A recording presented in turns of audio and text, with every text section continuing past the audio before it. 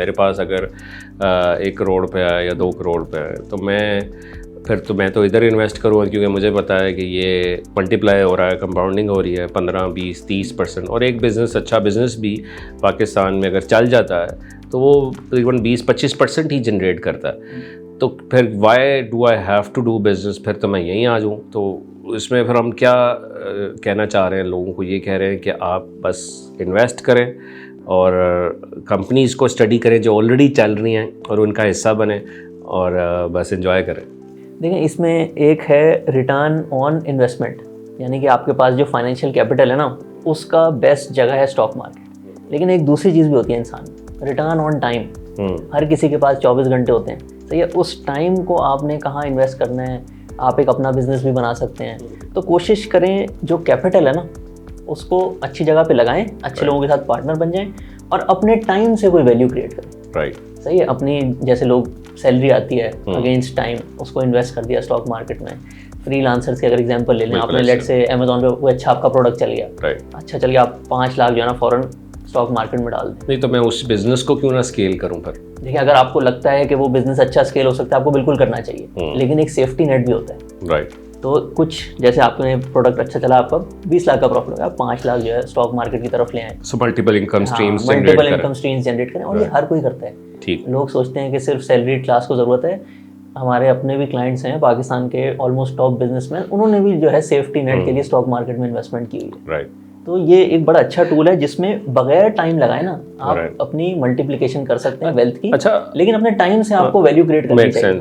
Make sense. लेकिन अभी भी मैं हज़ारों लाखों लोगों से मिल चुका हूँ और मैं अभी भी परसेप्शन ये देखता हूँ कि लोगों की यही है कि स्टॉक मार्केट एक सट्टा है, जुआ है और यहाँ पर न्यूबीज को ऊपर दिलाकर फंसा दिया जाता है ख़रीदारी कराकर, और फिर मार्केट गिराई जाती है और फिर उनसे बिकवा कर और वहाँ से परचेज कर लिया जाता है और फिर मार्केट ऊपर ले जाई जाती है। और इस तरह से ही ये सिलसिला चलता रहता है और जो मार्केट में लोग हैं वो बहुत कम हैं जो कि कुछ लेकर जाते हैं बेसिकली। तो इसके बारे में आप क्या ऐसा हो रहा है? देखें, ऐसा दुनिया में भी होता है, पाकिस्तान में भी होता है, इंडेक्स लेवल पे भी होता है। जैसे स्टॉक मार्केट गिर गई उस दिन 8000 पॉइंट, कंपनी लेवल पे भी होता है। लेकिन इसका तोड़ बहुत आसान है। जो हमने पहले 2 चीज़ें डिस्कस की ना, कि अब कोई आपको आगे फोर्स तो नहीं करता ना सेल करने की, सिर्फ आपकी लैक ऑफ नॉलेज और लैक ऑफ अंडरस्टैंडिंग है जो आपको घबराने पे जो है मजबूर करती है। तो उसके लिए 2 चीज़ें जो हमने पहले डिस्कस की। कंपनी लेवल पे आप इन्वेस्टिंग कर रहे हैं तो कंपनी का पता होना चाहिए। जब तक समझ नहीं आए नहीं करना इन्वेस्ट।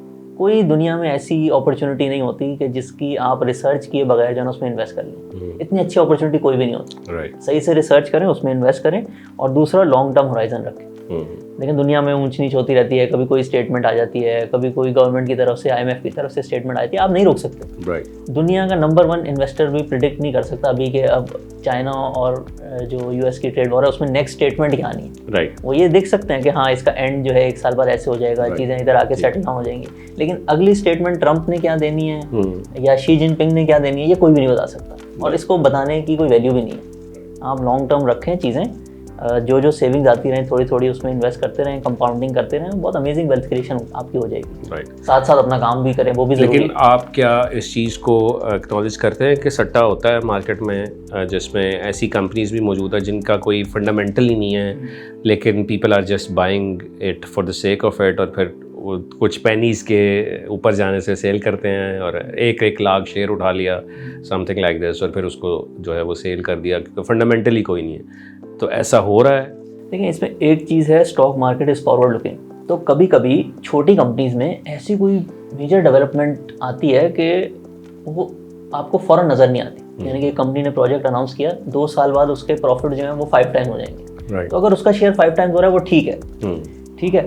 एक ये एंगल हो गया। दूसरा है कि सट्टा करना कितना पॉसिबल है। सट्टा करना पॉसिबल होता है छोटी कंपनीज में। लेट से एक कंपनी है, उसकी रोज के 5 लाख की ट्रेडिंग होती है। तो अगर किसी बंदे के पास 1 करोड़ है वो उसको कंट्रोल कर सकता है। अब लेकिन आप बड़ी कंपनीज में, जैसे हमने बताया कि SC 100 इंडेक्स की टॉप 20 कंपनीज में जब आप इन्वेस्ट करते हैं तो उनकी रोज की ट्रेडिंग ही 5-5, 10-10 करोड़ की होती है। कोई इतना तो फारिग आदमी या किसी का इतना पैसा तो नहीं है कि वो अपना 1 अरब 2 अरब जो है इनको कंट्रोल करने की कोशिश करे। इनकी प्राइस में आप थोड़ी सी भी कोशिश करें मैनिपुलेट करने की, दूसरे इतने ज्यादा मार्केट पार्टिसिपेंट्स होते हैं वो आपको आगे काउंटर करेंगे। तो छोटे शेयर में पॉसिबल हो सकता है, बड़े शेयर में नहीं होता।